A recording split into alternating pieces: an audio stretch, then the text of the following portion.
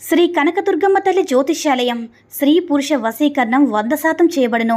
వ్యాపారం, చదువు, ఉద్యోగం, పిల్లల్లో జ్ఞాపక శక్తి, రాజకీయం, ప్రేమ, పెళ్లి, సంతానం, భార్యాభర్తల మధ్య కలహాలు, కుటుంబ సమస్యలు, ఆరోగ్య సమస్యలు, ఇలా ఎటువంటి సమస్యలకైనా సరే పరిష్కారం చెప్పబడును. ముఖం చూసి, చెయ్యి చూసి ఏ సమస్యకైనా ఫోన్ ద్వారా జ్యోతిష్యం చెప్పబడును. గురువుగారి ఫోన్ నంబర్ 9099835894. ఓం శ్రీ మాత్రే నమః. ఓం శ్రీ వారాహిదేవి నమః. అమ్మవారి భక్తులందరూ కూడా నమస్కారం అండి. అమ్మవారి ఆశీర్వాదంతో, ఆ తల్లి చల్లని చూపుతో అందరూ కూడా సుఖంగా, సంతోషంగా, అష్టైశ్వర్య, ఆరోగ్య అభివృద్ధితో ఉండాలని మనస్ఫూర్తిగా కోరుకుంటూ ఈరోజు ఈ వీడియోని మొదలు పెడుతున్నాను.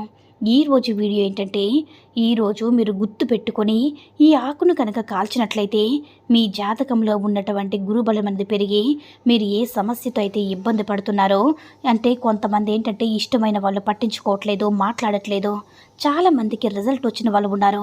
కొంతమంది ఏంటంటే వారి జాతకంలో గురుబలం అనేది సరిగ్గా లేక, గ్రహాలు అనేవి సరిగ్గా అనుకూలించకపోవడం వల్ల కొంతమందికి రిజల్ట్ రాక ఇబ్బంది పడే వాళ్ళు ఉంటారు.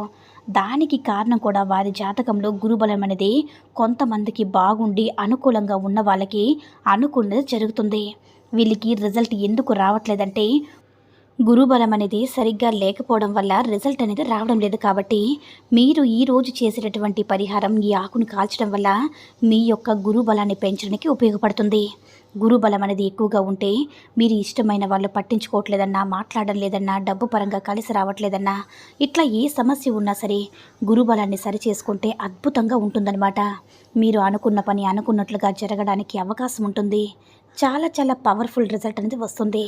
ఈ కరివేపాకుతో పరిహారం చేసుకుంటే చాలా అద్భుతమైనటువంటి రిజల్ట్ వస్తుంది.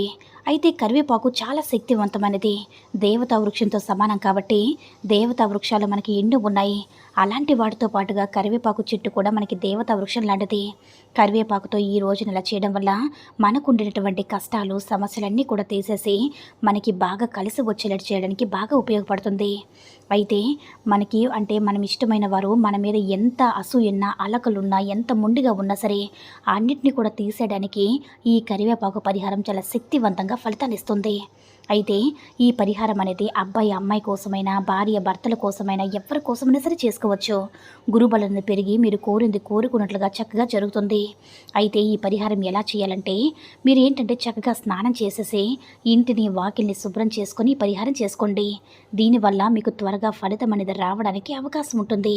అంటే ఇల్లు తుడిచే నీళ్ళలో కాస్త రాళ్ళుప్పును కానీ, కాస్త పసుపును కానీ వేసుకుని ఇల్లు తుడుస్తున్నట్లయితే ఇంట్లో ఉండేటటువంటి చెడు శక్తులన్నీ కూడా పోతాయన్నమాట. జనాల యొక్క ఏడుపులు అవన్నీ కూడా తొలగిపోతాయి. ఈ పరిహారం ఎలా చేయాలంటే, చక్కగా స్నానం చేయాలి, నలుపు రంగు బట్టలు ధరించకూడదు.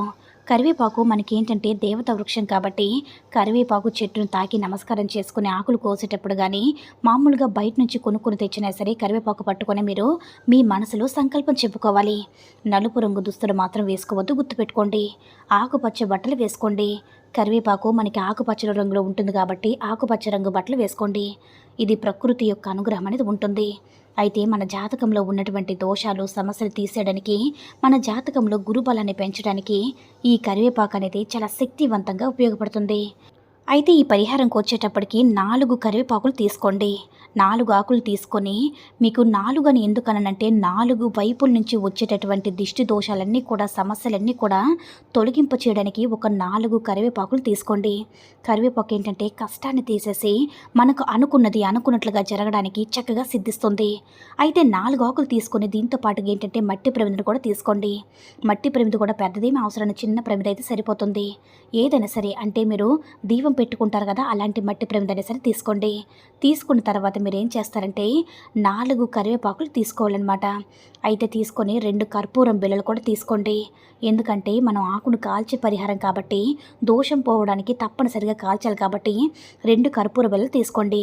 మీరు ఏం చేస్తారంటే మట్టి ప్రమిదలో ఈ 2 కర్పూర బిళ్ళలు వేసేసి, ఇందాక 4 కరివేపాకులు అన్నాం కదా అందులో కూడా వేసేసి, అయితే ఇవి శుభ్రంగా ఏం చేస్తారంటే మీరు కాల్చేయాలన్నమాట. అయితే 4 కరివేపాకులను చెప్పుకున్నాం కదా, ఆ 4 కరివేపాకులు కూడా ముందు రోజు తెచ్చి ఎండబెట్టుకొని ఈ యొక్క పరిహారం అనేది చేసుకోవాలన్నమాట.